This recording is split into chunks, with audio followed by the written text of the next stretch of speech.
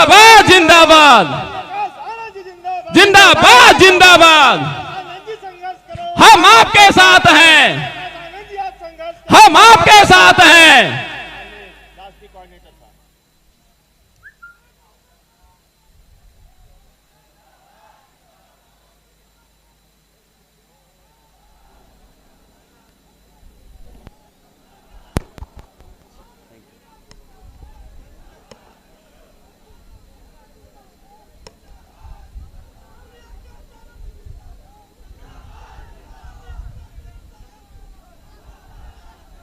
जय भीम। मैं समझ सकता हूं कि बहुत गर्मी है और आप बहुत देर से इंतजार कर रहे हैं, परंतु ये बहुजन समाज का मूवमेंट है और कई सदियों से चल रहा है। तो एक बारी और दिल्ली की गद्दी तक आपके जय भीम की आवाज पहुंच जाए। मेरे युवा साथी के साथ साथ सब आज एक बार तेजी से जय भीम करें ताकि दिल्ली की गद्दी हिल जाए। तो साथियों, जय भीम।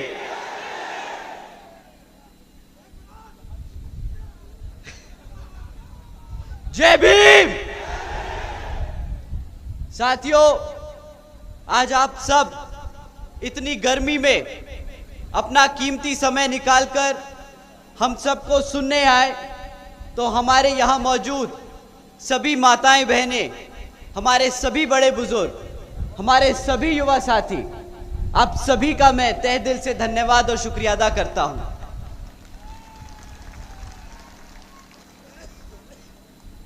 आज मंच पर मौजूद सभी पदाधिकारी, सभी नेतागण, आप सब ने जो इतनी मेहनत करके आज की सभा को सफल बनाने में काम किया, आप सभी को भी मैं तहे दिल से धन्यवाद करता हूं।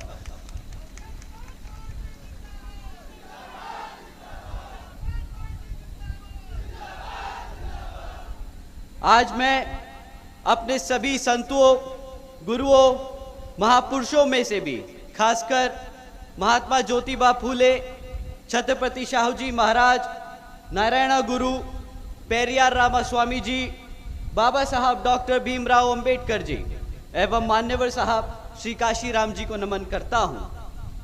साथियों, इस लोकसभा के संबंध में कुछ जरूरी बात आप लोगों के बीच में रखने से पहले मैं बहुजन समाज पार्टी की राष्ट्रीय अध्यक्ष व उत्तर प्रदेश की 4 बार मुख्यमंत्री व पूर्व सांसद आदरणीय बहन जी के नाम से लोकप्रिय बहन कुमारी मायावती जी को भी पूरे तहे दिल से आभार प्रकट करता हूं, जिन्होंने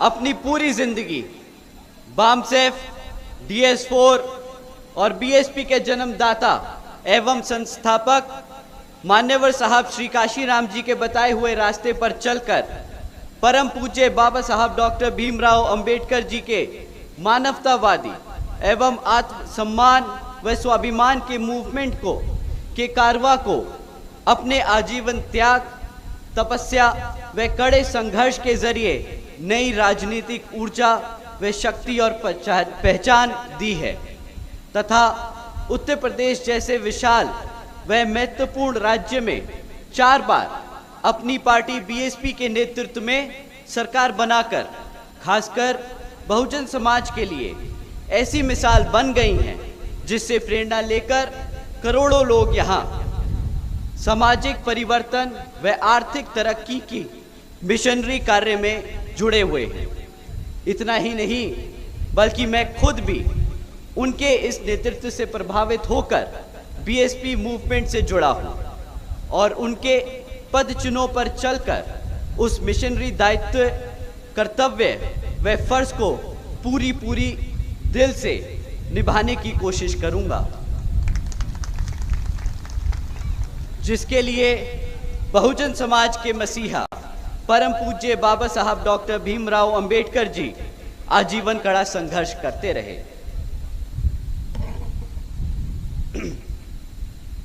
साथियों, जैसा कि आप सब जानते हैं कि लोकसभा आम चुनाव चल रहे हैं और इन चुनावों में भी पहले की तरह यहां पर आज दुश्मन साम दाम दंड भेद का इस्तेमाल करने की पूरी कोशिश करेगा। परंतु साथियों, अब दुश्मन थोड़ा सा तेज हो गया है और कमजोर भी। वो आपके सामने पर आपके सामने से आकर वार नहीं करेगा, आप पर सामने से आकर वार नहीं करेगा। वो आजकल नए तरीके से आपको फंसाने की कोशिश करेगा। हमारे कैडर को, हमारे कार्यकर्ता को, हमारे समर्थकों को अंदर से कमजोर करने की कोशिश करेगा। साथियों, दुश्मन ने एक नया जरिया निकाला है। वो बहरूपिये का रूप ले लेता है। वो हमारे समर्थकों के बीच में रहकर हमारे समर्थकों का रूप ले लेता है। साथियों, ये दुश्मन आप ही की तरह जय भीम का नारा लगाता है, आप ही की तरह नीला पटका पहनता है, आप ही की तरह बहुजन समाज के हकों की बात करता है।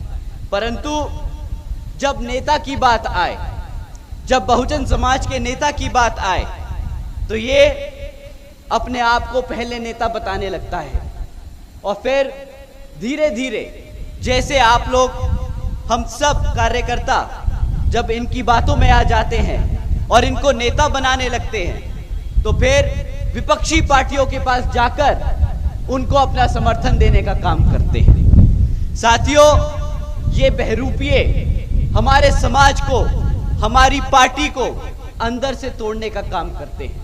ये लोग हमारे समाज के लिए दीमक की तरह है।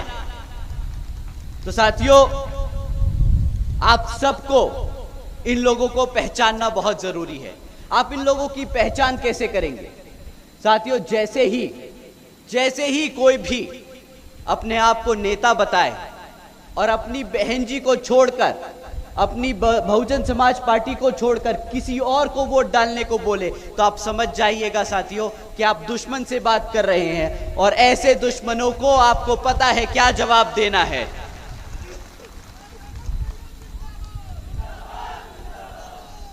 साथियों, इसी क्रम में आजकल पिछले कुछ समय से ये बहरूपिये हमारे समाज के लिए एक नया तरीका लेके आए हैं। ये लोग आजकल बोलते हैं कि बहुजन समाज पार्टी किताबों की बोझ में दब रही है। परंतु ये भी एक बहुत बड़ा झूठ है, क्योंकि साथियों, जब मैंने अपने समर्थकों, बहुजन समाज के समर्थकों, कार्यकर्ताओं से बात करी, तो उन्होंने बड़े गर्व से होके बोला कि भैया जी, ये किताब बोझ नहीं है, ये मेरे लिए कर्तव्य है, क्योंकि मेरे तन मन और धन से, मेरे 5-5, 10-10 रुपए के चंदे से ये मान्यवर साहब का मूवमेंट चलता है, ये बहुजन समाज पार्टी चलती है। तो साथियों, अगर कोई आपसे बोले कि ये बहुजन समाज पार्टी किताबों के बोझ में दब रही है, तो उनको बताइएगा कि भाई, असली कार्यकर्ता कभी ये इस्तेमाल नहीं करता ऐसे शब्द, वो इसको अपना कर्तव्य मानता है। उसी पार्टी की वजह से, इसी मूवमेंट की वजह से आज हमारा समाज सर उठाकर पूरे देश में घूम रहा है। तो साथियों, ये जो बहरूपिये बोलते हैं कि किताबों के बोझ में दब रही है, इन्हीं से अब एक सवाल पूछना चाहिए। आप लोगों ने इलेक्ट्रल बॉन्ड्स के बारे में सुना? जिन साथियों ने सुना अपना हाथ उठाएं। साथियों, इनमें एक कुछ खास बात है। इस इलेक्ट्रल बॉन्ड्स में ये किताबों का बोझ, ये यहां पे राज छिपा है। आप जानते हैं, इलेक्ट्रल बॉन्ड्स के द्वारा पिछले 6 सालों में 25 राजनीतिक दलों ने 16,500 करोड़ रुपए बड़ी बड़ी कंपनियों से, धरना सेठों से चंदा लिया। परंतु इन 25 राजनीतिक दलों में सब पार्टियों के नाम आए, बीजेपी, कांग्रेस, समाजवादी पार्टी, आम आदमी पार्टी, इन सब के नाम थे। परंतु एक राष्ट्रीय दल का इसमें नाम नहीं था। क्या आप जानते हैं कौन सी पार्टी ने किसी भी धरना सेठ से पैसा नहीं लिया? एक बार ये ओन बहरूपियों के लिए बता दीजिए कि जो बोलते हैं हाथी किताबों के बोझ में दब रहा है, कौन सी पार्टी ने 1 रुपया नहीं लिया चंदे में कॉर्पोरेट से? बहुजन समाज पार्टी। साथियों, सही कहा। साथियों, बीएसपी केवल यहां उत्तर प्रदेश में नहीं बल्कि पूरे देश में बड़े बड़े पूंजीपतियों व धरना सेठों के धन बल से नहीं बल्कि अपने कार्यकर्ता के तन मन और धन के सहाय से, सहयोग से ही अकेले अपने बलबूते पर यहां पर और यहां के साथ साथ पूरे देश में चुनाव लड़ती आई है और आगे भी लड़ती रहेगी। तो साथियों, मैं ये मौका लेता हूं, मैं इस मौके पे हमारे सभी सच्चे कार्यकर्ताओं का दिल से धन्यवाद करता हूं, जो अपनी मेहनत की कमाई का 5 रुपया, 10 रुपया, 20 रुपया, 100 रुपया अपने महीने की कमाई से निकालकर इस बहुजन समाज को चलाने का काम कर रहे हैं। आप सभी को मैं तहे दिल से धन्यवाद करता हूं। साथियों, जैसा कि आप जानते हैं, लोकसभा आम चुनाव चल रहे हैं और बहुजन समाज की पार्टी की तरह ही और भी पार्टियां आप लोगों के बीच में आकर आपसे वोट मांगने का काम करेंगे। परंतु साथियों, जैसा कि आप जानते हैं कि हम कभी भी वोट मांगते वक्त कोई मैनिफेस्टो जारी नहीं करते। बहुजन समाज पार्टी ने आज तक एक बार भी मैनिफेस्टो जारी नहीं किया, क्योंकि बहन जी का सख्त आदेश है कि हम अपने समाज में, अपने वोटर्स के बीच में अपना काम लेके जाएंगे। अगर उत्तर प्रदेश की जनता ने हमें मौका दिया सत्ता में बैठने का, तो हमने क्या काम किए वो आपको जाकर बताना है और उसी काम के आधार पर आप वोट मांगेंगे। तो साथियों, आज इस जनसभा में मैं आप सभी का समय लेते हुए बहन जी के काम, जो बहुजन समाज पार्टी ने 4 बार अपने शासनकाल में यहां सरकार चलाई, वो काम आप लोगों के बीच में रखूंगा। परंतु उससे पहले यहां पर जो विपक्षी पार्टियां हैं, बीजेपी, कांग्रेस, समाजवादी पार्टियां, ये जो आप लोगों के बीच में आएंगी, इनसे आपको सवाल करना है, क्योंकि ये फिर से आपके बीच में एक मैनिफेस्टो लेकर आएंगी। अगले 5 साल, 10 साल के वादे लेकर आएगी और आपको अब अगले 5 साल और 10 साल के वादे नहीं सुनने, अब आपको इनसे पिछले 5 से 10 साल का रिकॉर्ड मांगना है कि पिछले 10 साल में तुम्हें अगर भारत की सत्ता में बिठा कर रखा इस भारत की जनता ने, तो तुमने हमारे समाज के लिए क्या काम किया। तो साथियों, इस बार जब ये वोट मांगने आए तो आप सबको इनसे सिर्फ 3 चीजों पे सवाल उठाने हैं, सिर्फ 3 चीजों पे।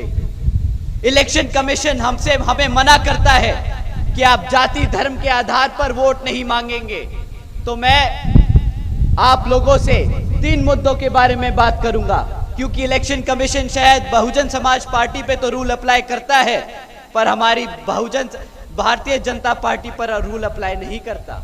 वो खुलेआम मंच से जातिवादी, वो खुलेआम मंच से धर्म के आधार पर वोट मांग सकते हैं, पर हम नहीं। तो हम उनसे 3 मुद्दों पे सवाल करेंगे। शिक्षा के बारे में सवाल करेंगे, हमारी सुरक्षा के बारे में सवाल करेंगे और हमारे युवा साथियों के रोजगार के बारे में सवाल करेंगे। साथियों, शिक्षा से शुरू करते हैं। आप जानते हैं कि पिछले 10 सालों में बीजेपी की सरकार के चलते हुए आज ये सरकारी आंकड़ा बोलता है कि 8वीं कक्षा के बच्चे आज गुणा भाग नहीं कर पाते। वो आज बेसिक अंग्रेजी के शब्द नहीं बोल पाते, समझ पाते। ये है शिक्षा का असली पिछले 10 साल में काम।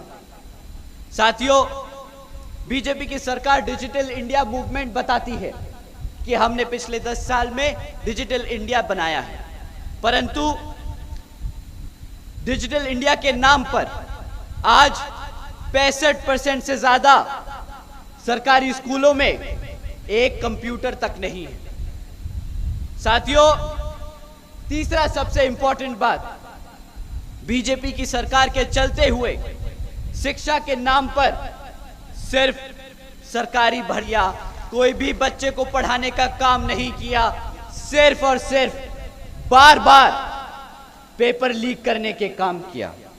साथियों, अब बात करते हैं रोजगार की। यहां पर कितने साथी युवा बैठे हैं आज जिनकी उम्र 30 साल से कम है? हाथ उठा के बताइए। आज आधा पंडाल खड़ा, आधे पंडाल में हाथ खड़े हैं। साथियों, बीजेपी की सरकार के चलते हुए आज पूरे देश में 30% युवा बेरोजगार है, यानी 3 में से 1 युवा आज बेरोजगार घूम रहा है। साथियों, रोजगार नहीं दे पा रहे, परंतु इनकी नीयत है कि ये आपको रोजगार देना नहीं चाहते हैं। ये नहीं कि रोजगार के मौके नहीं हैं, ये चाहते ही नहीं कि आप कभी रोजगार में आए, क्योंकि आज भी 30 लाख से ज्यादा बैकलॉग की नौकरियां खाली पड़ी हैं और ये सेंटर की नौकरियां हैं। साथियों, 30 लाख से ज्यादा सेंटर की नौकरियां खाली पड़ी हैं।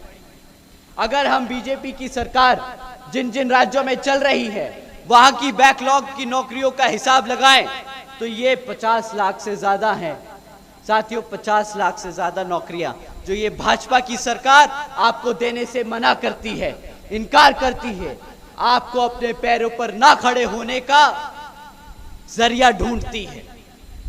साथियों, आज इस तरह की खबरें बहुत आम हैं कि बैकलॉग की नौकरियां नहीं भरी गई, परंतु जानते हैं साथियों, अगर कहीं गलती से नौकरी निकल जाए तो उन 60-65 नौकरियों के लिए कितने लोग अप्लाई कर रहे हैं? साथियों, मैं आपको एक हेडलाइन पढ़ के सुनाता हूं। 17 लाख से ज्यादा युवाओं ने मात्र 3500 नौकरियों के लिए अप्लाई किया। मात्र 3500 नौकरियों के लिए 17 लाख से ज्यादा युवाओं ने अप्लाई किया। साथियों, ये उत्तर प्रदेश की हेडलाइन नहीं है, ये हमारे आदरणीय प्रधानमंत्री जी के प्रदेश गुजरात की हेडलाइन है। वो अपने गुजरात में युवाओं को रोजगार नहीं दे पाए और पूरे भारत में गुजरात का मॉडल चमकाते फिरते हैं। साथियों, इन सब से भी ज्यादा दुखद बात यह है कि अगर हम सरकारी रिपोर्ट को समझें तो उनके आंकड़े बताते हैं कि आज आधे से ज्यादा ग्रेजुएट बेरोजगार घूम रहे हैं और जो आधे युवा ग्रेजुएट्स हैं उनको सरकारी नौकरियां नहीं दे पाएंगे, क्योंकि उनको इस तरीके से पढ़ाया लिखाया गया है कि प्राइवेट सेक्टर तो दूर की बात है, सरकार भी उनको नौकरी नहीं दे पाएगी। उनको कभी इस तरीके से पढ़ाया ही नहीं कि वो कभी किसी सरकार के लिए काम कर पाए। तो साथियों, इन सब जरूरी बातों को, चाहे वो शिक्षा हो चाहे वो रोजगार हो, इन सब से आपका ध्यान भटकाने के लिए सरकार ने क्या किया? भाजपा की सरकार ने एक नई तरकीब निकाली कि हम मुफ्त में राशन देंगे, इनको घर में खाना देंगे, तो ये आप लोगों से सवाल नहीं करेंगे। पर आज यहां बैठे सभी बड़े बुजुर्ग, मेरे सभी माताएं, आप एक बार जोर से जय भीम बोलिएगा अगर आप मेरी बात से सहमत होते हैं।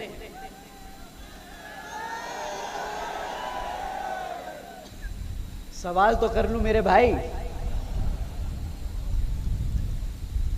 अगर मेरे बड़े बुजुर्ग, मेरी माताएं इस बात से सहमत हैं कि इस सरकार ने हमारे युवा साथियों को, हमारे बच्चों को अगर पढ़ने लिखने से दूर रखा है, अगर रोजगार से दूर रखा है, तो उसने आने वाले समाज में, हमारे समाज को, आने वाली पीढ़ी को खत्म करने का काम किया है। अगर आप इस बात से सहमत हैं तो एक बार जरूर से जय भीम बोलिए।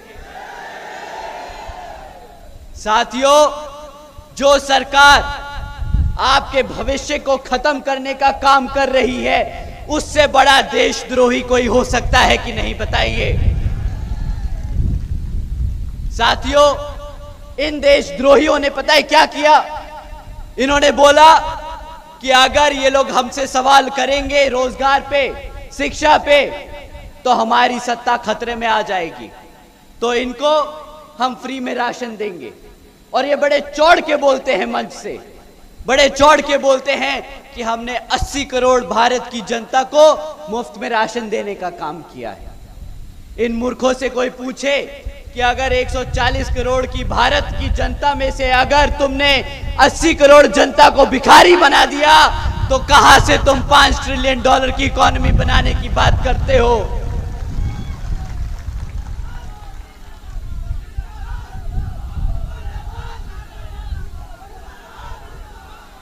साथियों, ये 80 करोड़ जनता को मुफ्त में राशन देकर एक अफीम चटाने का काम कर रहे हैं। परंतु मैं आप सबसे एक सवाल करना चाहता हूं।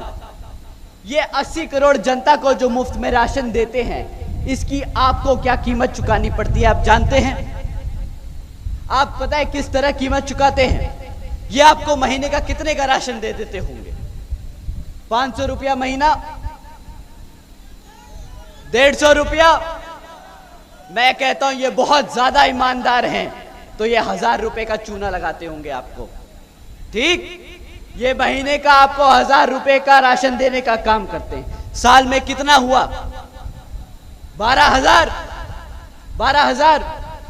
अगर आपकी क्लास 4 की अगर नौकरी लगती, तो आप महीने का कम से कम कितना कमाते? कम से कम 20 से 30,000 रुपया कमाते ना? सही भाई साहब, अगर आप महीने का 20,000 कमाते, तो साल का 2.5 लाख रुपया कमाते, कम से कम 2.5 लाख रुपया। ये 2.5 लाख का चूना लगाते हैं 12,000 रुपया देकर आपको। ये कीमत आप चुकाते हो साथियों, ये कीमत चुकाते हो आप। रही बात ये 80 करोड़ जनता को मुफ्त में राशन देने की, ये भी आपके टैक्स के पैसों से आता है। आपको पता है कि कितना टैक्स का पैसा इस 80 करोड़ जनता को मुफ्त में राशन देने में खर्चा जाता है? भारत की जनता 2 लाख करोड़ रुपया मुफ्त में राशन बांटने का काम कर रही है। 2 लाख करोड़ रुपया टैक्स का पैसा कटता है जो इस फ्री राशन में जाता है। साथियों, मैं अपने सभी कार्यकर्ता, सभी वर्करों से दरख्वास्त करूंगा कि उनके जितने भी आपके जितने भी साथी हैं रोजगार में, जिनकी भी सरकारी नौकरियां तक लगी हुई हैं, आप उनसे सवाल जरूर कीजिएगा कि अगर तुम्हारी तनख्वाह टैक्स कट कर मिलती है तुम्हें, तो वो टैक्स का पैसे से आप लोग क्या उम्मीद करते हो कि सरकारी अस्पताल मिलेंगे? बताइए साथियों, सरकारी अस्पताल मिले उस टैक्स के पैसे से? सरकारी स्कूल मिले? जब वो टैक्स के पैसे से ना सरकारी स्कूल मिल सका, ना अस्पताल मिल सका, ना सड़कें मिल सकी, ना बिजली मिल सकी, ना साफ पानी मिल सका, ना सुरक्षा मिल सकी, तो वो टैक्स का पैसा सिर्फ राशन बांटने में उड़ा दिया क्या आपने? साथियों, आपको इनसे सवाल करना होगा इस बारी कि बहुत बेवकूफ बना लिया तुमने, बहुत चूना लगा लिया। ये गुजरात का मॉडल ये गुजराती लोग ही रखे अपने पास, अपने यूपी में नहीं चलता ये गुजरात का मॉडल। साथियों, जब ये 2014 में आपसे वोट मांगने आए थे, तो इन्होंने क्या बोला था कि हम महंगाई कम करेंगे। महंगाई कम करने के नाम पे आज इन्होंने क्या काम करके दिखाया है, ये भी आप सवाल कीजिएगा इनसे। साथियों, आप आजकल पेट्रोल का क्या दाम चुका रहे हैं बताइए? 100 रुपया। आज से 10 साल पहले क्या पेट्रोल का दाम था बताइए? 55, 60 रुपया, 45 रुपया। तो 10 साल में क्या आपने क्या इनको सत्ता में इसलिए बिठाया था कि पेट्रोल का दाम 100 रुपये भाग जाए? ऐसे ही कम करी इन्होंने महंगाई आपकी। गैस के सिलेंडर का दाम क्या था साथियों? 400 रुपया। आज क्या चुका रहे हो गैस के सिलेंडर के लिए? 11। कि भाई अगर इतनी ही महंगाई कम करनी थी तो भाई तुम गुजरात ही बैठो, हमारी बहन जी यहां पर महंगाई कम करने के लिए खुद काम कर सकती हैं। के अलावा बहुत अच्छी एक्टिंग भी करते हैं। आपको ध्यान है 2014 में जब ये महंगाई के लिए ढिंडोरा पीट रहे थे तो किस तरह इन्होंने नाटक किया था। ये गैस का सिलेंडर लेके सड़क पर उतर गए थे और बोल रहे थे कि भाई हमारी गरीब जनता गैस का पैसा नहीं दे सकती। आज जब इनसे सवाल करते हैं कि भाई गैस अब जब गैस का सिलेंडर 1100 रुपया भाग चुका है तो आपके पास क्या जवाब है, तो ये बोलते हैं कि हम सब्सिडी देंगे। जब भी कोई इलेक्शन आने वाला होता है तो ये सब्सिडी देते हैं, परंतु सब्सिडी के नाम पे भी कितना सब्सिडी देते हैं, 5 रुपया 10 रुपया गैस सिलेंडर पे दे देते हैं। इनसे अगली बार बोलिएगा भाई साहब ये 5-10 रुपया मेरी जेब से तुम रखो और ये गद्दी खाली करो, नहीं चाहिए ऐसी सब्सिडी, नहीं चाहिए ऐसी सरकार।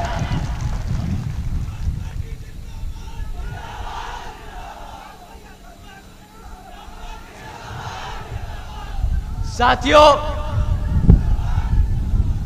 पिछले कुछ दिनों से मैं ये सवाल आप लोगों के बीच में रखकर ये उठा रहा हूं बार बार। मैं शिक्षा की बात कर रहा हूं, बहुजन समाज पार्टी सुरक्षा की बात कर रही है, बहुजन समाज पार्टी अपने सभी युवा साथियों के रोजगार की बात कर रही है, तो ये कुछ लोगों को बहुत ज्यादा चुभ गई।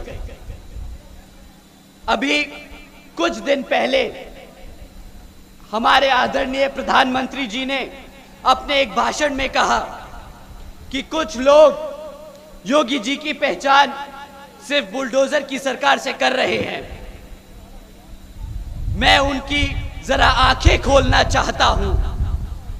उत्तर प्रदेश में आजादी के बाद जनता जितना औद्योगिक विकास नहीं हुआ वो अकेले योगी जी के कालखंड में हुआ है। 1 डिस्ट्रिक्ट 1 प्रोडक्ट का उनका मिशन आज पूरे देश में नई इज्जत बना रहा है। वो सिर्फ बुलडोजर की बात करते हैं। साथियों, ये आदरणीय प्रधानमंत्री जी ने कहा, जब उन्होंने हमसे कहा कि हम अपनी आंखें खोलें और इससे आगे बढ़कर देखें, तो हमने वही किया। हमने अपनी आंखें खोलकर देखा कि पिछले 1 साल में हमारे उत्तर प्रदेश में 65,000 से ज्यादा हमारी बहन बेटियों और माताओं पर अत्याचार के केस दर्ज किए गए। बुलडोजर की सरकार नहीं है। बिल्कुल सही कहा। जब हमने अपनी आंखें खोली और देखा कि सिर्फ पिछले 1 साल में 400 से ज्यादा किसान भाइयों ने अपनी जान ले ली, खुदकुशी करी है इनकी गलत नीतियों की वजह से, तो हां, हमने आंखें खोलकर देखा। साथियों, अपनी आंखों खोलकर देखा और जाना कि सिर्फ मात्र 62 नौकरियों के लिए यहां पर 90,000 से ज्यादा पीएचडी स्कॉलर्स, ग्रेजुएट्स, युवा साथी अप्लाई कर रहे हैं। बिल्कुल सही कहा प्रधानमंत्री जी ने, बुलडोजर की सरकार नहीं है ये वो सरकार है जो अपनी बहन बेटियों को सुरक्षा नहीं दे पा रही, अपने युवाओं को रोजगार नहीं दे पा रही, अपने किसानों को बचा नहीं पा रही। आज यहां 40% 5 साल से कम की उम्र के बच्चों को कुपोषण का शिकार बनाया जा रहा है। यूपी में बच्चों के खिलाफ यौन शोषण के मामले नंबर 1 है देश में। यूपी में हमारी बहन बेटियों के खिलाफ होने वाले अपराध देश में नंबर 1 है। यूपी में हत्या के मामले में भी पूरे देश में नंबर 1 बन चुका है। आदरणीय प्रधानमंत्री जी, आप जिस प्रदेश से सांसद हैं वो प्रदेश आज भारत का किडनैपिंग कैपिटल बन चुका है। तो ठीक है, हम नहीं बोलेंगे बुलडोजर की सरकार। आप लोगों की सरकार गद्दारों की सरकार है। जो सरकार अपने बच्चों को भूखा रखे, जो सरकार अपनी बहन बेटियों पर अत्याचार होने दे, जो सरकार अपने युवाओं को बेरोजगार रखे, जो सरकार अपनी आवाम को फ्री राशन के नाम पर गुलाम बनकर बनाकर रखे, वो सरकार गद्दार है, नहीं है बुलडोजर की सरकार। साथियों, ये लोग राम मंदिर का मुद्दा बनाते हैं, हिंदू और मुसलमानों के खिलाफ भड़काऊ भाषण देते हैं। साथियों, अगर हम मुस्लिम और हिंदुओं के बारे में सवाल जवाब करेंगे तो इलेक्शन कमीशन हमें बंद कर देगा, परंतु जब ये मन से हिंदू मुसलमान के लिए भड़काऊ भाषण देते हैं तो इलेक्शन कमीशन जैसे आंखों पे पट्टी बांध कर खड़ा हो। कोई बात नहीं, वोट पड़ने दीजिए, ये बहुजन समाज तुम्हारी औकात दिखा देगा इस पर ही।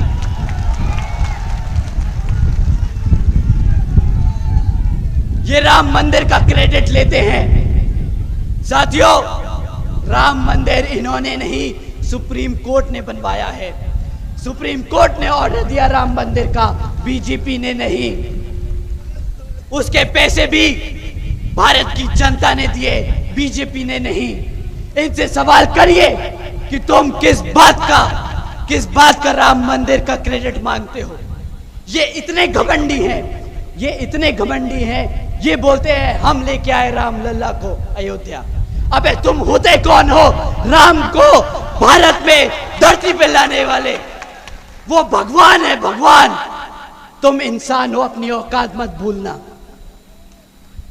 साथियों, रही बात इनके गंदे घटिया तरीकों से इलेक्शन लड़ने की, पर मुद्दा आपका रोजगार का है। साथियों, इन्होंने वादा किया था सालाना 2 करोड़ नौकरी देने का, ना मिली युवाओं को 2 करोड़ नौकरियां। उसके बदले क्या दिया? अग्निवीर की योजना, 4 साल का रोजगार, फिर बेरोजगार घूमना, ये दिया उन्होंने। साथियों, इन्होंने आपसे आपकी शिक्षा छीनी, इन्होंने आपसे आपका रोजगार छीना। आप जानते हैं ये जातिवादी लोग सोचते क्या है? इन्होंने आपसे आपका रिजर्वेशन छीनने की कोशिश की है।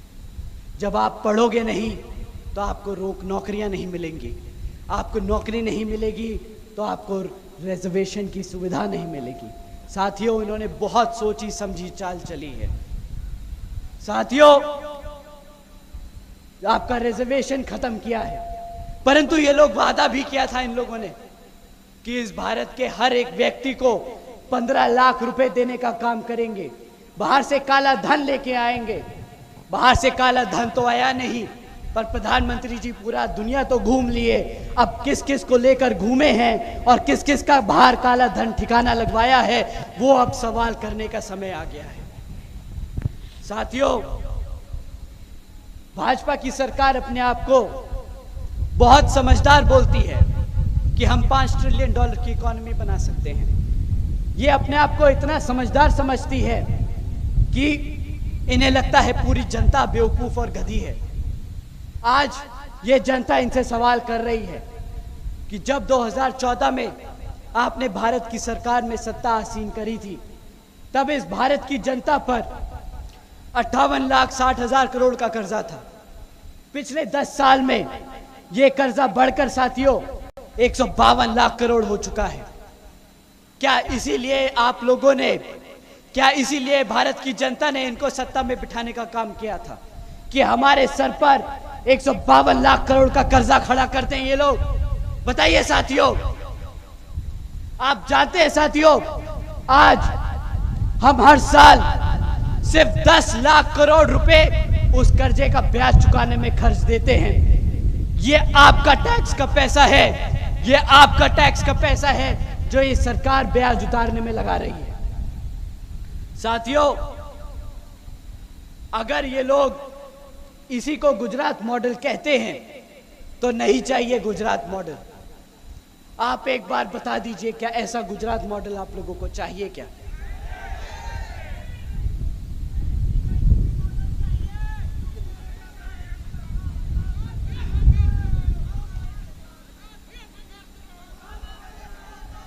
साथियों,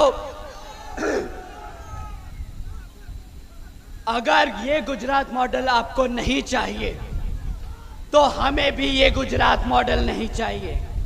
हम इनको बोलते हैं अरे नहीं चाहिए आपका गुजरात मॉडल। साल का 12,000 रुपये का राशन देके 2.5 लाख का चूना लगाते हो।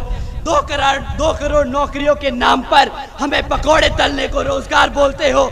महंगाई के नाम पर सब्सिडी देते हो। भाई साहब नहीं चाहिए गुजरात मॉडल। वापस जाओ गुजरात, छोड़ दो भारत की गद्दी। साथियों, मैंने आपका बहुत सारा समय इनकी विफलताओं पे लगा दिया, पर और नहीं। आपके बीच में और भी लोग आपके बीच में वोट मांगने आएंगे। इसमें से एक लाल टोपी वाले भी हैं। लाल टोपी वाले हैं, आप जानते हैं उनको? जानते तो जरूर होंगे। 2012 में वो लाल टोपी पहनकर अपनी साइकिल पर बैठकर आप लोगों के बीच में आए थे। आप लोग भी मान गए। गलती तो हर किसी से होती है, हमसे भी हुई है, परंतु वो गलती हमें थोड़ी ज्यादा महंगी पड़ गई।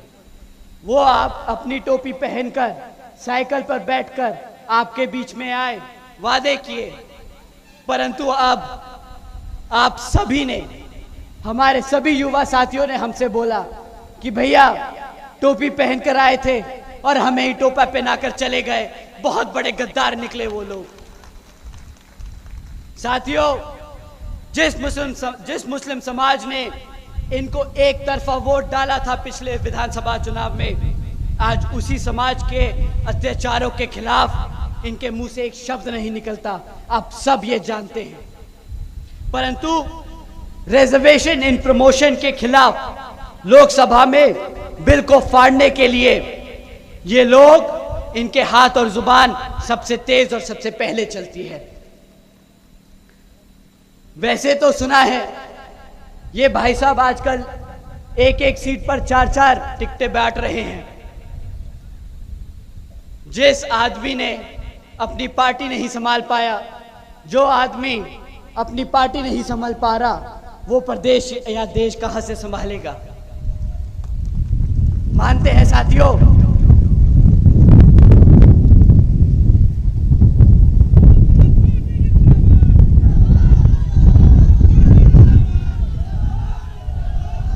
ये आपकी जीत की हवा है साथियों,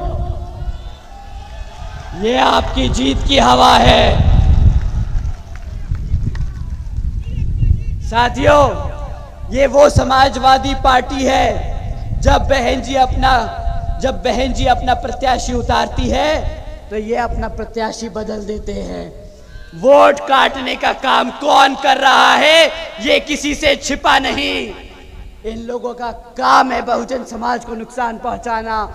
ये गद्दार है, गद्दार। ये गद्दार खाली बहुजन समाज नहीं, ये अपने खुद कौम के गद्दार हैं साथियों। ये सब समाज के गद्दार हैं। सही कहा आपने साथियों। ये तो समाजवादी पार्टी का हाल है। कांग्रेस कुछ कम नहीं। भले ही उसका वोट परसेंट सिर्फ 2% बचा हो इस प्रदेश में, बट देश में तो ऐसे बोलते हैं जैसे कि उनके बिना ये देश चल नहीं सकता। बेचारे पूरा देश जोड़ते फिर रहे हैं, पर आज तक 60 सालों में इनसे अपनी सीटें नहीं बचाई जा रही। साथियों, कांग्रेस पार्टी भी आजकल बोल रही है कि हम SC ST OBC समाज को रिजर्वेशन देने का काम करेंगे, परंतु आज हम इनसे पूछना चाहते हैं कि भाई तुम 75 सालों में 60 साल से ज्यादा इस भारत की जनता पर राज कर चुके हो। तब कहा था तुम्हारा SC ST और OBC समाज के लिए रिजर्वेशन? ये वही सरकार है जिसने बाबा साहब भीमराव अंबेडकर जी को भारत रत्न देने से मना किया था। साथियों, आप भूले तो नहीं? तो जब ये अपना हाथ का झंडा लेके आएंगे तो अपने हाथी के झंडे से इनका हाथ दबाकर, कुचलकर इस प्रदेश से खदेड़ भगाड़ दीजिएगा। साथियों, अब मैं और ज्यादा समय इन बेवकूफ लोगों पे नहीं खर्चूंगा। मैं आपसे बहन जी के काम के बारे में बात करने आया हूं। मैं आप लोगों को बहन जी के कार्यों के बारे में बताऊंगा। साथियों, जैसा कि आप जानते हैं कि बहन जी की सरकार 2007 से 2012 के दौरान फुल मेजॉरिटी से यहाँ उत्तर प्रदेश में थी और बहन जी ने बहुत सी योजनाएं चलाई अपनी बहन बेटियों के लिए, अपने बड़े बुजुर्गों के लिए, अपने युवा साथियों के लिए। बहन जी इन्हीं योजना के तहत चलकर पूरे देश में इन्हीं योजनाओं को बड़े स्तर पर लागू करेंगे। पहली योजना, जिन योजनाओं में से मैं आपको कुछ गिनवाता हूं। पहली योजना महामाया गरीब बालिका आशीर्वाद योजना। साथियों, इस योजना के तहत बहन जी ने हर गरीब बच्ची को पैदा होने पर 1-1 लाख रुपए देने का काम किया। इस योजना के तहत बहन जी ने 3,25,000 बच्चियों को पैदा होते ही लखपति बनाया। साथियों, देश में पहली बार ऐसा हुआ था कि देश के गरीब घर के बेटी लखपति पैदा हुई थी।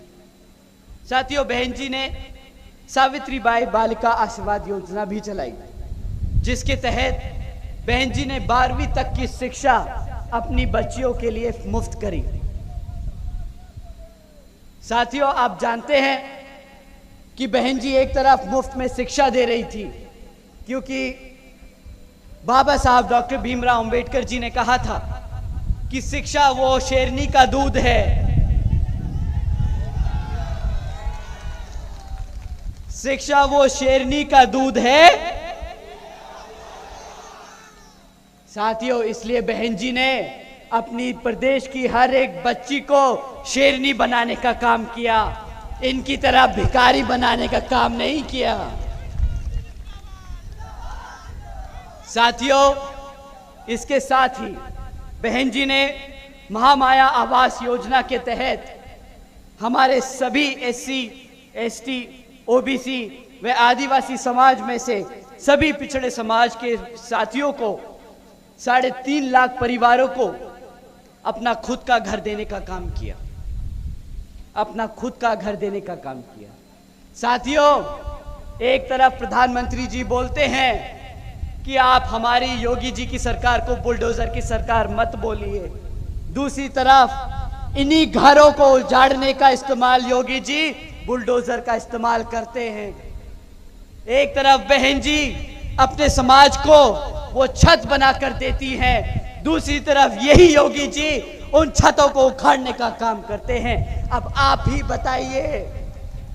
बताइए कौन है बहुजन समाज का हितैषी, कौन है आपका अपना।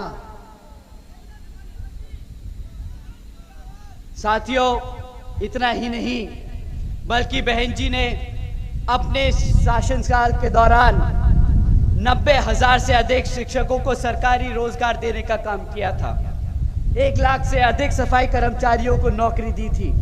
2 लाख से अधिक जवानों को पुलिस फोर्स में भर्ती किया था और 6 लाख से अधिक सभी अपर कास्ट समाज में से गरीब जरूरतमंद बच्चों को सरकारी नौकरी देने का काम किया था। साथियों, अगर मैं आंकड़े गिनाने बैठूं तो शायद भारत सरकार पूरे देश में इतना रोजगार नहीं दे पाई जितना रोजगार बहन जी ने सिर्फ अकेले उत्तर प्रदेश में दिया था। साथियों, इन्हीं कुछ जरूरी बातों के साथ ही मैं आप लोगों से, और खासकर ये मेरी ही नहीं बल्कि आदरणीय बहन कुमारी मायावती जी की भी खास तौर से अपील है कि इस लोकसभा चुनाव में आप अपने सभी झगड़े, आपसी मनमुटाव एक तरफ कर अपने यहाँ प्रत्याशी को जिताने का काम करें। हाथी के सामने वाले बटन को दबाकर बहन जी के हाथ मजबूत करने का काम करें। साथियों, अपनी बात को यही विराम देते हुए एक बार फिर से मैं यहाँ सभी मौजूद हमारे सभी युवा साथी, हमारे सभी बड़े बुजुर्ग, हमारी सभी माताएं बहनें, आप सभी को मैं तहे दिल से धन्यवाद करता हूं। आप सबको बहुत बहुत शुक्रिया अदा करता हूं।